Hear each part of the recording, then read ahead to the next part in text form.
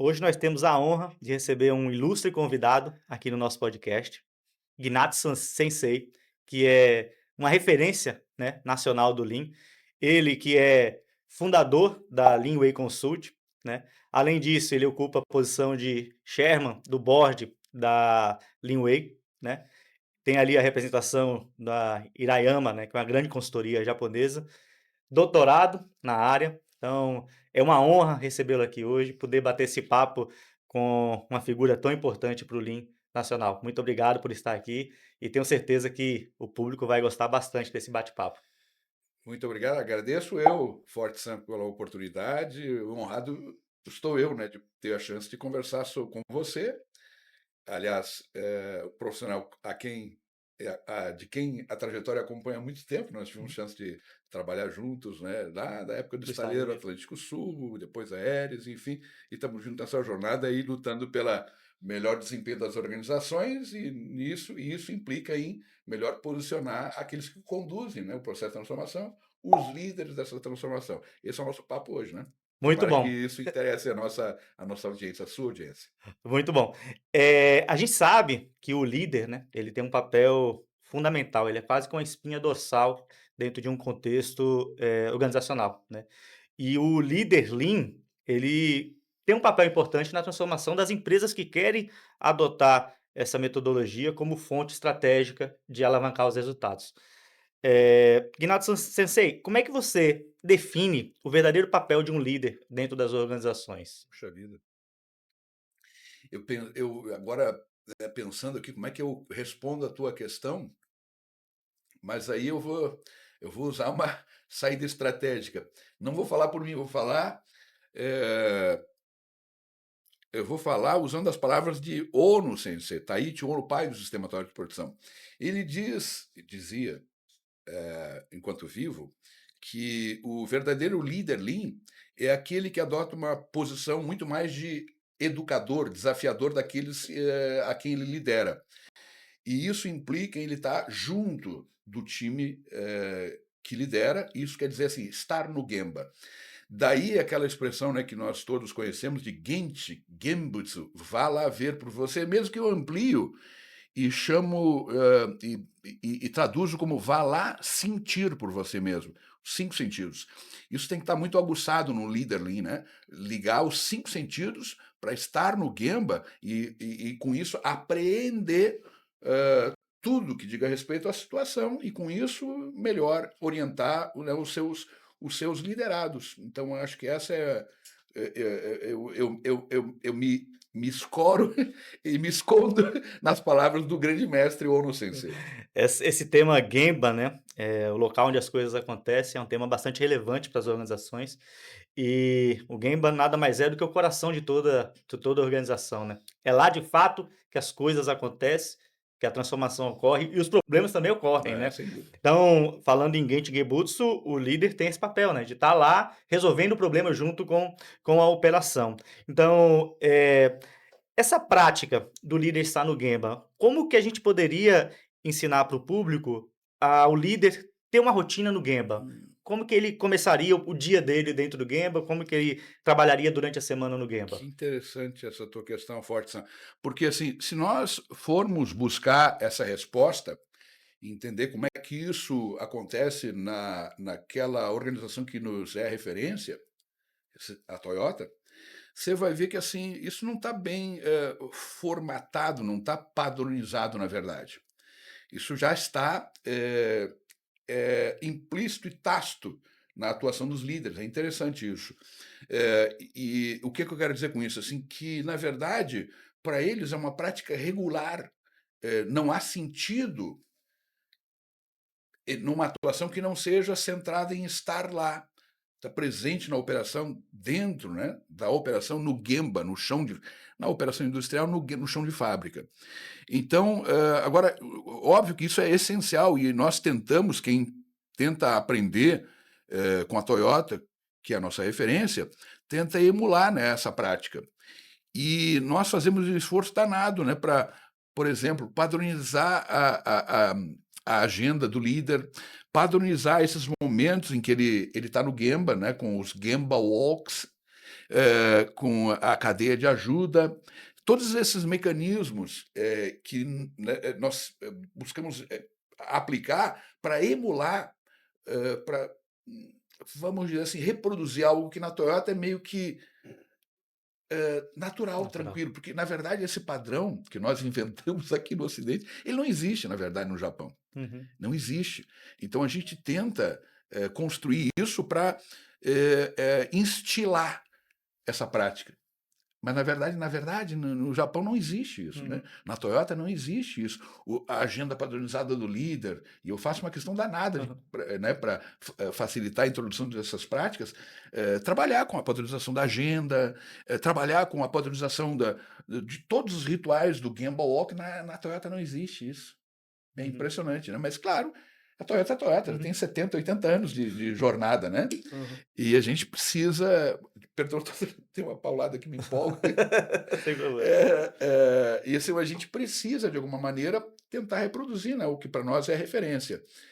E eu acho que é isso, é um pouco disso. A gente precisa entender a essência, né, dessa prática e buscar, de alguma maneira, elementos que permitam, né, a emulação, né, a reprodução dessas práticas. Muito interessante, Ignacio Sansei, você falando do trabalho padronizado, né.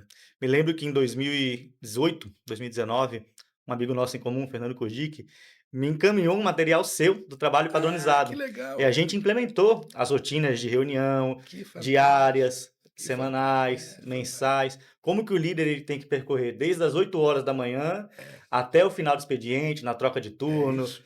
tendo uma presença cada vez maior no Gemba, que é onde os problemas acontecem, as Corretíssimo, resoluções também. corretíssimo. E foi algo que me trouxe muita inspiração na época, porque eu fui forjado com um grande líder Lean, né. E eu acho que a liderança Lean, ela também tem um papel, né, de formar novos líderes, né. Como que os líderes conseguem desenvolver outros líderes a partir da liderança Lean, da metodologia Lean? Fantástico.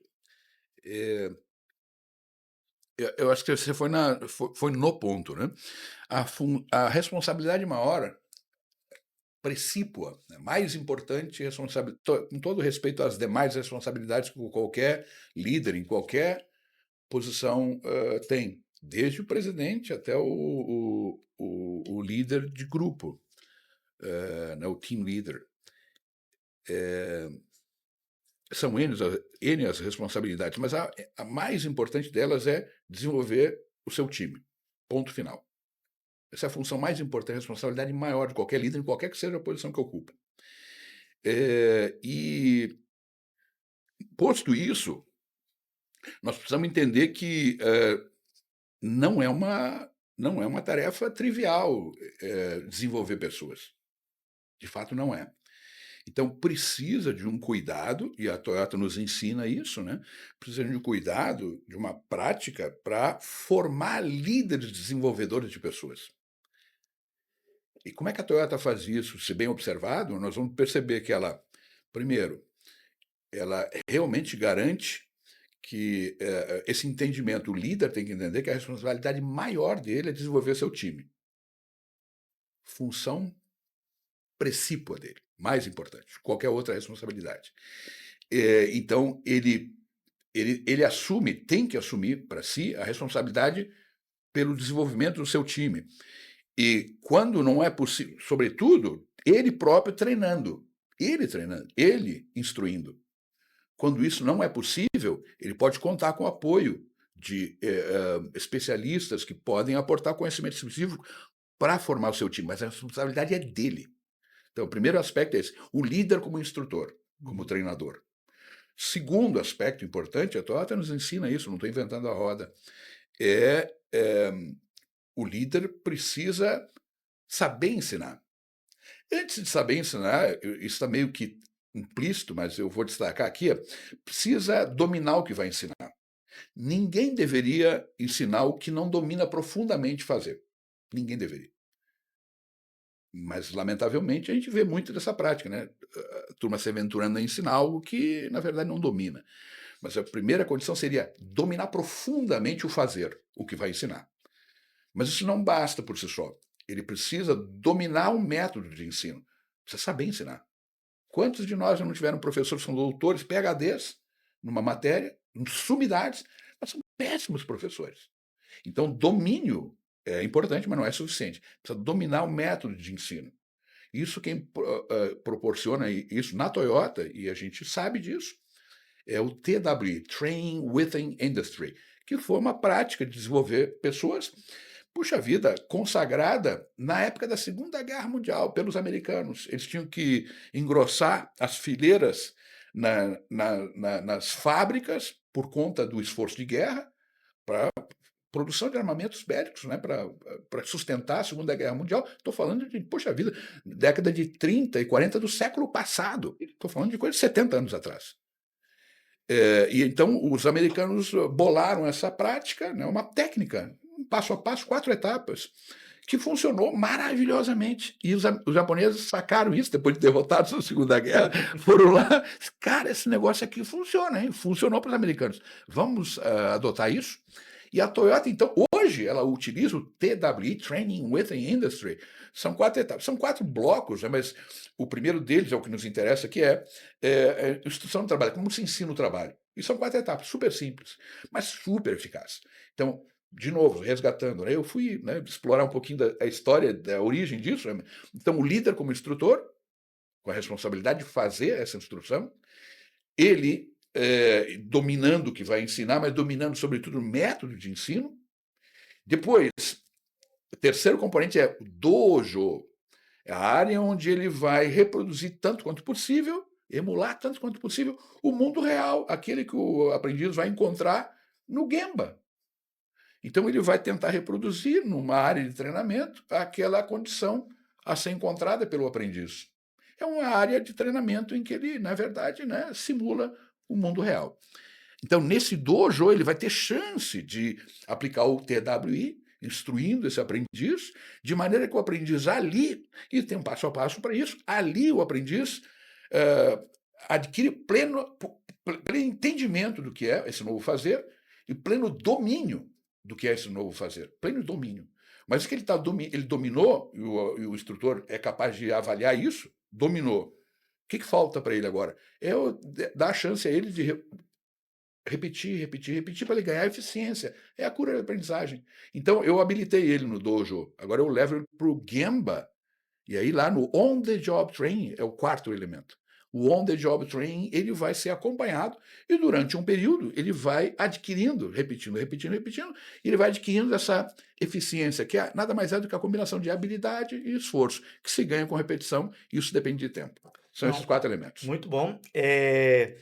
A gente entende que dentro de um contexto da Toyota, não se faz um líder do dia para a noite, né? Existe uma cadeia de evolução. Hoje a gente tem algumas gerações aí que estão chegando, que tem essa ânsia de crescimento rápido e acelerado, né? E isso pode impactar um pouco as organizações. Mas o que eu queria falar, já pegando o gancho desse novo contexto que a gente está, de transformação digital, excesso de dados, excesso de informação, a gente tem inteligência artificial. Como Gnat-san enxerga a liderança nesse contexto de transformação digital que as organizações estão enfrentando atualmente? Puxa vida. Agora você me botou numa sinuca de bico. Difícil demais, né? Não tem uma resposta, Eu acho que ninguém certeira, né? tem, Mas né? Eu acho que ninguém tem, porque assim, é uma grande interrogação que a resposta vale sei lá quanto. Eu diria assim, $1 milhão, muito mais. Muito mais. Muito mais. E quisera eu ter essa resposta, né? Porque essa é a questão, né? Olha só que interessante, né? Na Toyota, que é a nossa referência, quando a gente pergunta para um executivo de trajetória consagrada na Toyota, quanto tempo demora para formar um líder, um gestor na Toyota? A resposta invariavelmente é assim: demora uns 35 anos. E os caras respondem assim genuinamente. Alguns respondem com uma outra linguagem, assim: custa uma vida toda. Assim, por 35 anos é a vida útil de um executivo dentro da Toyota. é desde o início da jornada dele dentro da organização até a aposentadoria dele. Então, sério, não é enrolação deles. É assim, eles entendem genuinamente que para desenvolver um líder em sua plenitude é uma jornada sem fim, que demanda um esforço contínuo de aprendizagem e de esforço para autodesenvolvimento que dura a vida toda. Então, poxa, se é assim, na Toyota, que é a nossa referência, como é que nós vamos enfrentar? E como é que a Toyota será que está enfrentando, né, essa, essa, essa, essa nova realidade, né, da Das aceleração, organizações, né? da aceleração e do mindset dessas novas, as novas, como chama?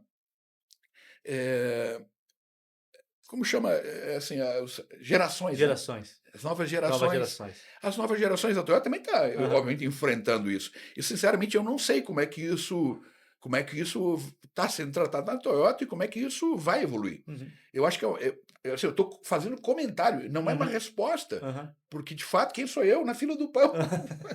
Mas eu acho que até a Toyota, nem a Toyota tem essa resposta. Aham. Eles estão apreensivos, né? De que, em relação a isso, puxa, leva uma vida toda para desenvolver líderes. E como é que eles vão ter que desenvolver as gerações? Qual é a nossa última geração? Z? A Z é a Acho que é última Z ou geração? Al, também não estou muito. Eu sou baby boomer. Eu sou baby boomer. Ou seja, depois da Segunda Guerra Mundial. Então, assim, long ago. Então, assim, a geração Z está lá na Toyota, né? A Toyota Uhum. depende deles, né? Então, como é que vai desenvolver esses caras e vender a ideia de que, olha, meu querido, você quer prosperar aqui na Toyota? Que legal, mas aposta a tua vida inteira aqui, porque é assim que vai ser. Hoje a turma quer assim, não, me diz quanto tempo eu fico nessa posição, porque eu quero ser diretor daqui a 3 anos. Caraca! Entendeu? Hum. Assim, eu sinceramente não sei como é que isso vai resultar dentro da Toyota e nas organizações aí que estão preocupadas, né, em excelência operacional e, obviamente, sabem da importância de desenvolver líderes, né?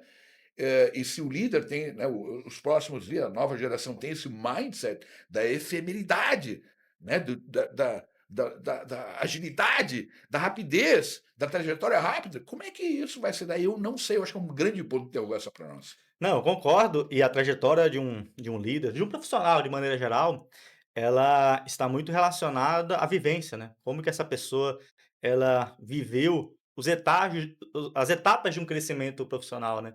Você passa ali primeiro liderando a si mesmo, É, depois você lidera um pequeno é grupo, isso. você vai aprendendo com os erros, você vai, liderando conflitos, Certo. você vai resolvendo problemas junto com a equipe e você vai subindo ali os degraus ali da liderança. E eu já errei muito no meu caminho de líder, continuo Nossa, errando até hoje, nossa.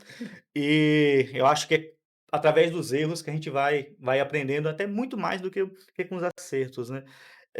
Ignatião, como é que você enxerga, eh, os principais erros que os líderes tomam ao aplicar o Lean dentro das organizações?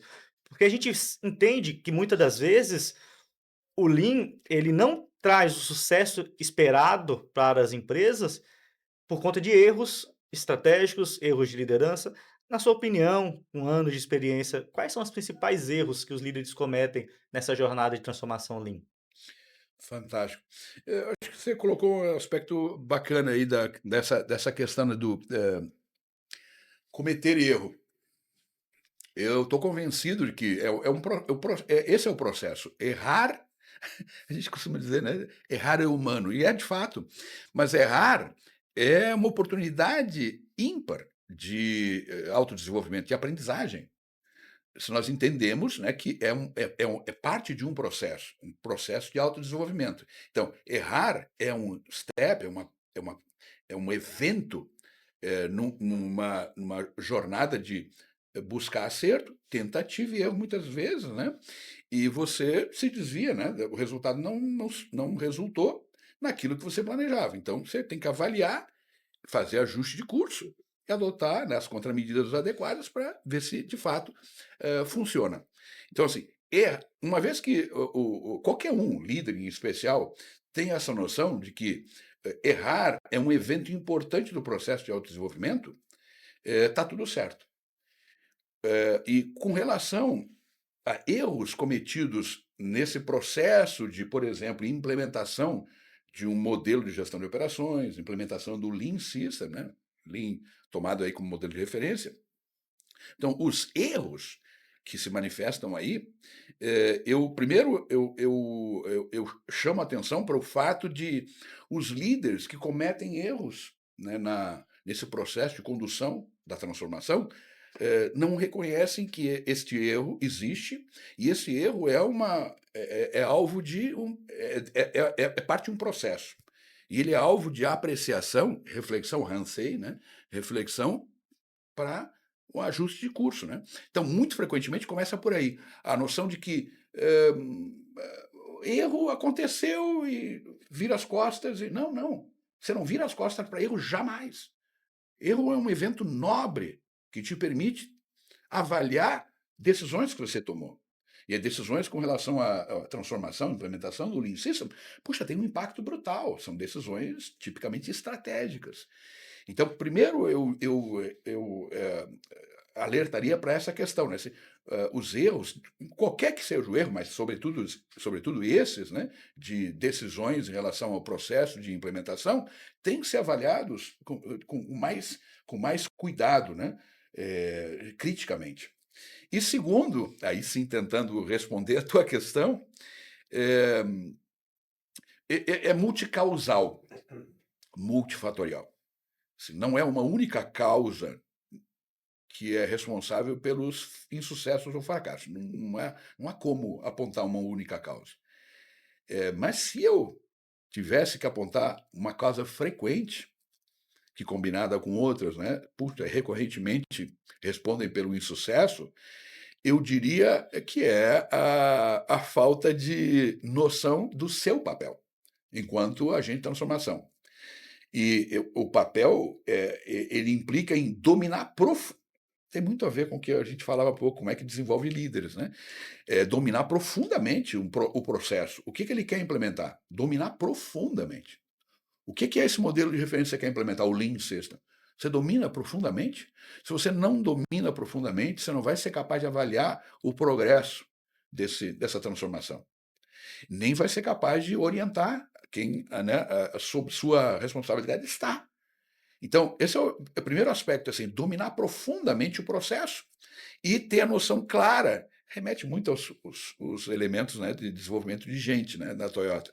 E dominar o processo de desenvolvimento das pessoas, alinhando elas a esse novo modelo. Então, eu diria assim que esse é um aspecto super importante. Pouco comentado. O pessoal comenta assim, a liderança, a média liderança vira as costas, a média liderança é resistente. Sim, de fato, mas eu aponto para você e para a nossa audiência que nos acompanha aqui, que muito frequentemente tem isso sim, mas também tem a falta de domínio profundo do processo de transformação. Não sabe para onde está indo, não domina profundamente e quer orquestrar sem conhecer a letra no detalhe. Muito bom, Entendeu? Sensei. Você falando aí, nós que trabalhamos com consultoria, a gente comumente observa a alta liderança ela quer. Muitas das vezes, se elas chegam até nós é porque elas querem a mudança. Quem está lá embaixo na operação, quando entende que o nosso papel é facilitar o trabalho delas, elas também querem. A média liderança tem muito medo, tem muitas vezes muito Verdade. medo do novo, do não compreensível, porque ela não domina muitas das ferramentas, e isso pode, de fato, vir a atrapalhar o processo de implementação, Verdade. né, a média liderança. Eh, e eu entendo que é o nosso papel orientá-los, né. Então, a gente fala aqui de erro, e aí eu me lembrei até de um ponto bem interessante, não voltada ao erro da liderança, mas o erro da operação. Porque o líder, ele vai ter que resolver problema. E muitas das vezes ele vai precisar, orientar o seu time a desenvolver dispositivos que evitem que os erros da operação aconteçam. Então, em vez de falar do erro da liderança, eu queria trazer um pouquinho da essência ali dos pilares do sistema Toyota, né? Como que a gente consegue implementar, né, sistemas, né, automações, autonomações, o Jidoka, dentro das organizações. E como é que a gente consegue aí, como é que o líder pode incentivar o seu time? Eu acho que seria bom também explicar um pouquinho para a audiência o que que seria o Jidoka, né? Ah, que Antes legal, da que gente legal. falar Pô, aí sobre você está me autonomia. dando de graça a oportunidade de falar do meu livro. É. Fantástico. Excelente. Mas o Jidoka, né, um dos pilares do sistema, são dois pilares, Just-in-Time Jidoka, ou autonomação, um dos pilares importantíssimos. Fico feliz de ter a chance de falar a respeito. Mas todos os construtos, né, desse modelo de gestão de operações. Primeiro, me permita esclarecer, não quero bancar o professor aqui, mas esclarecer que nós temos na mais alta instância, mais alto nível, aquilo que nós podemos denominar Lean Thinking, a mentalidade Lean. É a filosofia.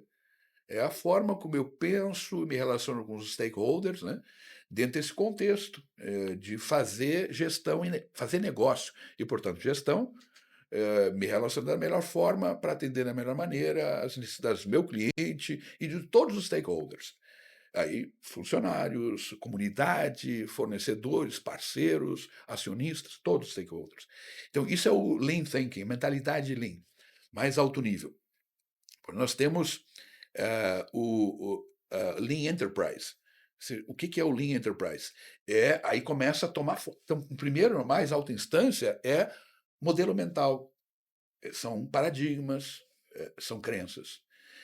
Abaixo, ou seja, sob o guarda-chuva desse modelo mental, nós temos o Lean Enterprise, que é o negócio transformado a partir de práticas, ferramentas, construtos que estão sincronizados. E aí, enterprise, porque é um negócio como um todo. Logística, desenvolvimento de produto, logística inbound, outbound, logística interna, manufatura, PPCP, you name it, todas as funções, por isso enterprise. Então, todas as funções do negócio. Porque só assim você realmente mexe o ponteiro do negócio. Não adianta trabalhar Lean na manufatura, Lean Manufacturing, Lean Production, manufatura Lean. Isso é uma parte do esforço. Se você não conecta as outras funções, você não mexe o ponteiro do negócio. Então, aí sim, Lean Enterprise, Lean Thinking, Lean Enterprise. Aí você tem a nossa origem. A origem é o Lean Manufacturing, é o sistema Toyota de produção que nasceu aplicado à manufatura, que é uma função do negócio. A manufatura, o Lean Production, é o sistema Toyota de produção.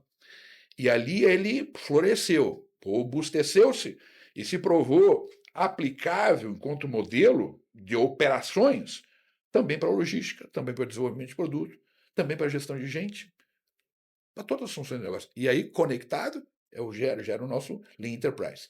Então, é importante comentar isso, né, porque nós estamos falando assim, o Lean, o Jidoka é um pilar que sustenta essa construção, essa arquitetura para a gestão de operações na manufatura. Claro que você pode aplicar na logística, você pode aplicar na gestão de gente, você pode aplicar na gestão de desenvolvimento de produto e processo, com as adaptações. Estamos entendendo, assim, é importante colocar isso, né? Não quero assim, posar de professor, mas a oportunidade é ímpar. Então, o Jidoka é um pilar desse modelo de gestão de operações. Né? Just in time, produto certo, a quantidade certa, na hora certa, posto no local certo, e Jidoka, que é dar autonomia aos operadores e às máquinas para identificar a normalidade e atuar o menor sinal delas. E aí, puxa vida, é muito bonito como conceito. Sabe como é que eu faço isso? Como é que eu dou autonomia aos operadores e às máquinas para identificar a normalidade e atuar o menor sinal delas? Bom, eu tenho que desenvolver as pessoas para tal. Como é que eu faço isso? Aí, claro, aqueles 4 elementos, 4 passos, né? Eu tenho que ter a responsabilidade por instruir, eu tenho que ter um dojo que me permite fazer isso, eu tenho que ter o WI e o on-the-job training. E como é que eu faço isso? Bom, eu preciso entender profundamente o que é o Jidoka na prática, como um construto. Bom, o Jidoka é uma combinação de mecanismo à prova de falha, para detectar erro ou defeito, idealmente erro de execução, aplicado em regime de inspeção 100%, focado em detecção de erro antes de transformar-se em defeitos, acionando ANDOM, né, um sistema de sinalização, para a atuação imediata da cadeia de ajuda. Você entendeu o que eu quero dizer? Assim, eu não quero bancar o professor. Você entendeu que se você não tem domínio, você fica no discurso etéreo? E aí mais, tá bom, entendi, estou acompanhando você. Tá bom, mas você entendeu que para você projetar os mecanismos Poca-Yoke, você tem que entender, você quer projetar um Poca-Yoke eficaz? O que você quer neutralizar? Qual é o defeito? Qual é a raiz desse defeito? Tem um erro de execução humano na raiz? Você sabe qual é a natureza dele? São 10 naturezas de erro humano. Você sabe qual é a natureza desse erro? Ontem eu falei na minha palestra, ontem, no Fórum Nacional do IN, foi isso. Por isso que está na ponta da língua. Então, você sabe qual é a natureza? São 10. Você tem que identificar claramente qual é a natureza do erro que você está, que é alvo da tua preocupação aqui. E aí projetar o Poca-Yoke para neutralizar esta ocorrência. Você entendeu que isso é domínio profundo, meu amigo? E mais, o que você quer desse Poca-Yoke? Você quer que ele sinalize ou ele interrompa a operação? Controle ou advertência? Mas, qual é a técnica que você vai utilizar? Contato, conjunto ou etapas? Pô, eu me arrepio, porque isso aí é domínio, velho. Você entendeu? Isso é Aham. domínio profundo das técnicas. Você não faz nada se você não tem domínio profundo. Você fica no discurso etéreo, just in time, de doca. Você entendeu que eu estou indo no pão, pão, queijo, queijo? Profundamente na questão técnica. Isso é o que te permite materializar as coisas. Domínio profundo. E esse ponto é interessante, né, Ignacio, porque esse domínio você não consegue em um dia, em um mês, em um ano. Requer tempo, né? E a Por gente... isso que a Toyota diz 35 anos, uma vida toda, para Exatamente. desenvolver o líder, né? Exatamente. Excelente ponto comentado, né? Agora, falando um pouquinho, Guinação, daquela pessoa, a gente tem um líder, que a gente entende que o líder tem o seu papel, tá? Agora, muitas das vezes, quem está abaixo desse líder, porque a gente falou agora há pouco da média gestão, que muitas das vezes as iniciativas travam ali. Não é essa a causa raiz, mas muitas vezes acontece isso. Como que um profissional pode atuar juntamente com a sua liderança, ou seja, quem está acima, para implementar as metodologias do pensamento enxuto?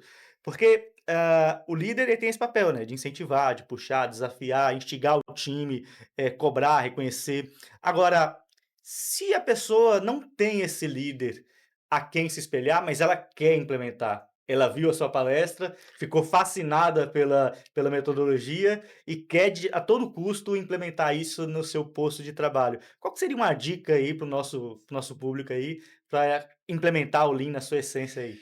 Você sabe, essa é uma questão interessante. E a resposta, eu sempre relutei muito, né, em oferecer uma resposta direta. Mas hoje eu não reluto mais. Eu tenho 63 anos de idade, eu já não tenho mais esse pudor. Eu já vou direto na lata, que é o seguinte: você precisa de liderança que te patrocine. Porque o processo de transformação não tem não pode ser um processo estanque. É claro que você ganha quando você aprimora o teu fazer, né? Eu tenho um interesse, eu quero fazer, mas assim é limitado o meu alcance, né? Enquanto colaborador em qualquer organização. Então, assim, por que da transformação? Por que eu vou implementar né, essas novas práticas, um novo fazer? Para tornar o meu trabalho mais fácil? Ok, justificável, justo. Mas a organização, na verdade, não ganha com isso, porque isso é uma iniciativa estanque. Então, quando a gente quer alavancar uma transformação, mas promover de fato uma transformação da organização, da empresa, e não precisa ser uma grande empresa, qualquer organização, nós precisamos, esse tem que ser um esforço da empresa. E para isso tem que haver, sim, eu tenho que contar com a boa vontade, a iniciativa dessas pessoas que querem fazer, se encantaram com a minha palestra. Não sei quem é esse ou essa, mas enfim, deve ter por aí. E aí querem fazer, puxa vida, eu vou tomar a iniciativa de fazer isso, vou começar pela minha área. Mas assim, para ter a repercussão que se pretende numa transformação, ela tem que ter esse alcance. A empresa precisa oferecer esse espaço. E não tem. É aí que eu dizia há pouco, né, que eu relutava para oferecer essa resposta, mas hoje eu só vou na lata assim, você precisa de um sponsor, você precisa de um patrocinador. E quem é que patrocina? É a liderança. Obviamente, numa organização, é a liderança que está em posição de decidir pela organização. Quando você não tem isso, Você tem a boa vontade, tem a disposição para transformar, tem a iniciativa, mas não tem isso, procure outra organização. Eu estava só esperando você falar isso. Esse é o que eu não tenho mais pudor de dizer, É isso procure aí. outra organização. É isso aí. Esse é o conselho que eu acho que deve ser seguido, porque você quer fazer a diferença, eu tenho certeza que várias organizações Tem muita querem empresa é que isso aí, quer. que quer. Então, Exatamente, esse é o ponto. E aí, Gnat-san, dentro da Toyota, normalmente a gente tem algumas características, né, para desenhar, para estabelecer os processos, né. Na verdade, a gente tem lá, um desenho de processo que precisa ser muito, com as rotas bem definidas, com sistemas à prova de falha. A gente tem lá, a resolução de problema, que é um aspecto importante para alcançar a melhoria contínua.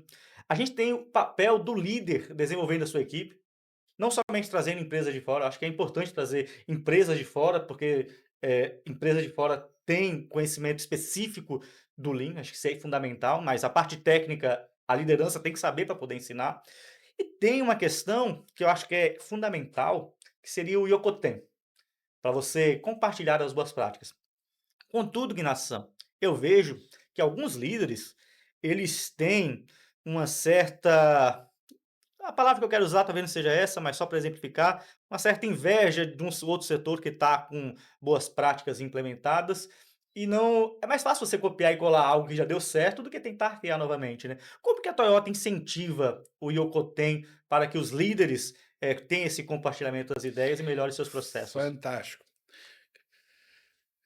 Na Toyota, originalmente, isso está implícito em todo o processo de transformação. Assim, é a repercussão para outras áreas que possam se beneficiar, né, dessa mudança, dessa transformação, desse Kaizen. Então, assim, isso está implícito. Mas a Toyota também sabe que é preciso aplicar alguns mecanismos de reforço disso. Um exemplo prático de mecanismo de reforço é: vocês sabem que nós temos um mecanismo originário da Toyota, hoje difundido aqui no Ocidente, que é o A3.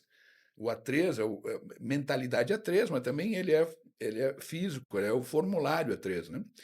O A3 é nada mais é do que a aplicação do modelo mental PDCA, né? Planejar, executar, agir enfim, atuar, de maneira a enfrentar três situações: retratar uma situação, reportar uma situação, é o A3 de status, propor uma mudança, uma melhoria, o A3 de proposta, o projeto, e o A3 de solução de problema. Então, a A3 de solução de problema, que lá no Japão, por exemplo, é muito mais utilizado do que aqui a gente usa muito o A3 de proposta, e muito menos o A3 de solução de problema. No A3 de solução de problema, são 8 etapas. A última das etapas é Yokoten. Então, é uma etapa formal, né, do PDCA, dentro do A3, em que ele finaliza padronizando, treinando, padronizando os usuários e verificando quem são os interessados e potenciais alcançáveis com aquilo que foi proposto, esse novo status. E isso é replicado, reproduzido. É uma etapa formal do PDCA. É uma etapa formal. Né? Puxa vida, então, você entendeu assim como é importante? A Toyota está implícito, mas é tão importante o Okoten, e é tão fácil você resvalar e deixar para trás, perder a oportunidade, que a Toyota formalizou isso num mecanismo importante, que é o A3 para a solução de problemas. Então, é assim que a Toyota né, se esforça para garantir a prática do Yokoten. Que Yokoten nada mais é, a gente está falando aqui, né, e vale o esclarecimento, Yokoten é a reprodução lateral. Yokoten Yoko é lateral, tem é ponto. Então, assim, é você reproduzir, você espraiar lateralmente, ou seja, outros processos, outras linhas, outras unidades, outras fábricas da organização que possam estar enfrentando a mesma situação e dessa solução se beneficiar. Isso é o Yokoten. A Toyota ela tem muito sobre a questão do crescimento coletivo, né. É verdade. Quando a gente olha a missão, visão e valores da Toyota, ela nunca fala somente do cliente, somente do operador, ela fala de todos, inclusive da Isso aí, sociedade que é isso está mesmo, em torno dela, é isso mesmo, porque não adianta a Toyota enquanto empresa crescer, né, se o consumidor não crescer, é se a isso mesmo, sociedade não crescer, então eles têm essa visão global, né. é verdade. Pegando esse gancho, Ignacio San, fala um pouquinho sobre o seu livro, Ô, rapaz! anos e anos aí de experiência, consolidado em Você sabe, centenas de páginas, muito né. obrigado, Forte Sam. Você sabe que ontem eu comentei, né, no Fórum Nacional Lean, eh, falei do livro, enfim, claro, e a Agatha San, que está aqui conosco, se empenhou lá em fazer o livro chegar ao alcance daqueles que tinham interesse lá, e aí eu fiquei Esse até. livro aqui eu ganhei, Fiquei, esse livro é meu, tá? Eu já agradeço aqui pra eu, todo tive que, mundo. eu tive que pagar para ele botar aqui. Mas desculpa, Ignacio, mas fala um Imagina. pouquinho pra nós aí. Imagina. E olha só que interessante, né? O título é Sistema Toyota de Produção, mais do que simplesmente Just in Time. E aí tem um subtítulo que é a automação de Doka.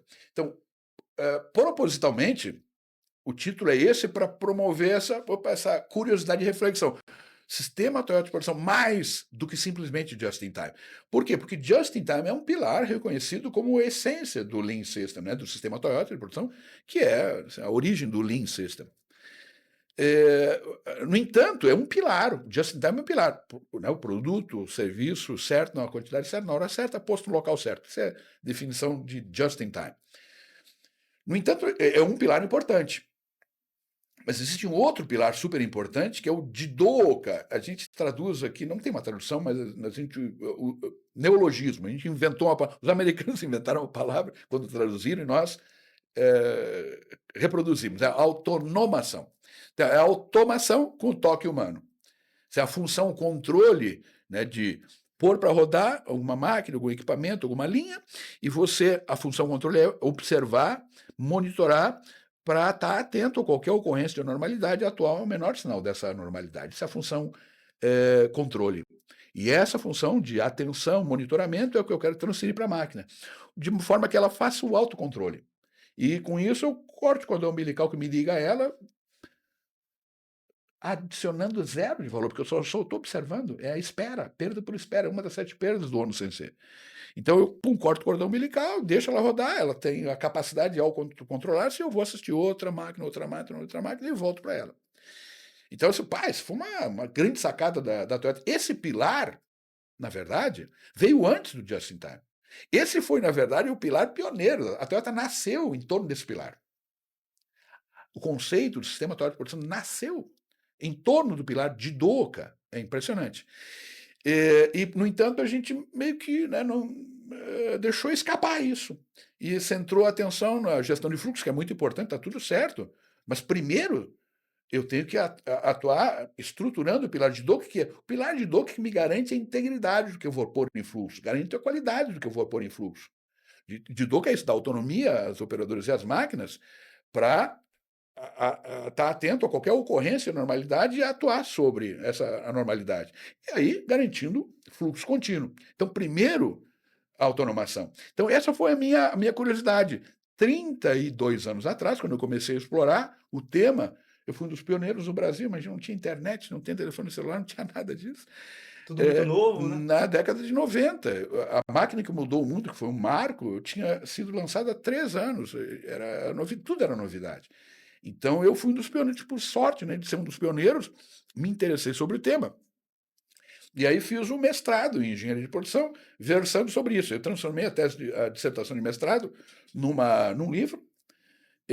Esse material eu apresentei para o governo japonês, que achou interessante, que justificaria um estudo avançado. E eu ganhei uma bolsa para fazer o doutorado no Japão, né? Aprofundando esses estudos. O livro, na verdade, eu escrevi no Japão. Eu terminei de escrevê-lo, materializei ele no Japão.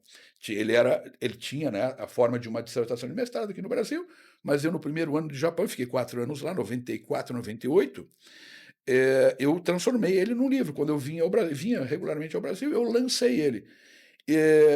Esgotou-se rapidamente, fiquei muito feliz. Era uma edição limitada, claro. Eu revisei recentemente, esgotou-se rapidamente, eu fiz uma reimpressão, também foi embora. Eu fico, claro que eu pago para os caras levar, mas isso é outra história. Isso é outra história. E assim, eu fico muito feliz, né? Porque o livro ainda tem repercussão. Por outro lado, ontem eu comentei assim, eu fico feliz, é claro, né, que o livro tem repercussão, tem alcance, é atual, mas por outro lado, eu sou ruim de mensagem pra caramba, né? Porque há 32 anos que eu falo isso, a ficha não caiu com muita gente ainda, né? Eu sou ruim de mensagem. Ignacio, É isso. é muito bom, é uma honra ter você aqui, porque, como a gente comentou, né, a bibliografia hoje já tem vários autores, né, antigamente os É autores verdade. eram É americanos, verdade. japoneses, etc, mas é uma honra ter uns pioneiros aqui conosco. Muito obrigado. Me inspirei em ti, na tua Eu bibliografia, fico para feliz. construir o meu, estou construindo, na verdade está em fase Bacana. final, logo mais vou ter o privilégio de te entregar. Fantástico. E já estamos chegando aqui no final. Gostaria de fazer uma última pergunta. Essa eu acho que vai ser uma casquinha de banana. Se a gente pudesse voltar 40 anos atrás, o que o Guinato San faria para ser um líder Lean? Uau! 40 anos atrás, no início eu vou resgatar o início da minha jornada, né, de profissional. Algumas coisas eu não mudaria. Uhum. Por exemplo, esse empenho em me Em aperfeiçoar, aprender. aprender. Disso não me arrependo mesmo, né? Aliás, acertada a decisão tomei 40 e tantos anos atrás, quando eu disse, cara, eu tenho que me especializar, eu tenho que buscar dominar o que eu inventar de querer fazer, né? Então, disso eu não me arrependo, muito pelo contrário, eu reforço que foi uma decisão acertada e me mantenho empenhado aí. O que talvez eu pudesse fazer diferente é ter sido mais rigoroso em selecionar as empresas que poderiam me dar a oportunidade de Fantástico. aplicar o que eu julgava que dominava, o que eu julgava que era possível fazer. Eu acho que talvez aí me faltou esse discernimento, né? Provavelmente se eu tivesse em organizações e cabe a nós decidir Sei. onde é que você quer estar, onde é que você quer atuar. É claro que eu sei que não é uma decisão muito simples assim, né? Porque a gente, claro, porque precisa do emprego, precisa do remuneração. Claro, você não joga para o ar, é uma posição confortável, bem remunerada. Mas, assim, isso precisa estar no radar né, dos profissionais. A escolha consciente de onde é que você quer estar. Isso eu teria feito com mais rigor. Eu passei por boas escolas, boas empresas, mas eu provavelmente teria feito muito mais se eu tivesse sido mais rigoroso em eu selecionar onde é que eu quero estar. Muito bom, isso está muito em linha do que a gente conversou aqui hoje, É né? verdade, é É uma verdade. resposta, É inclusive, para aquelas verdade. pessoas que têm dúvida. Você tem toda a razão. Fantástico, Renato Santos. Te agradeço Imagina. demais por esse bate-papo. Me arrepiei aqui em diversos momentos, porque a Que gente bacana, eu vê, fico a gente feliz. sente a vibração Eu e a fico feliz. energia que tens aí para falar sobre o Lean, Muito né? obrigado, fico Saiba lisonjeado. novamente que tenho a ti como mentor, Eu como fico um lisonjeado. espelho e referência técnica no Lean, né? Agradeço aí por você ter vindo aqui, prestigiado a nossa audiência. Desejo muito sucesso aí, que a gente possa se ver muitos e muitos fóruns aí, Não tenha muitos e dúvida. outros momentos. Muito sucesso, Ignacio. Não tenha Muito dúvida. obrigado. Fantástico. Satisfação. Valeu, pessoal. Forte abraço aí. Espero que vocês tenham gostado desse excelente bate-papo sobre o Lean, com uma das maiores referências nacionais aí sobre o Lean Manufacturing. Na verdade, o Lean System, né? Valeu, pessoal. Muito Forte abraço a obrigado. todos.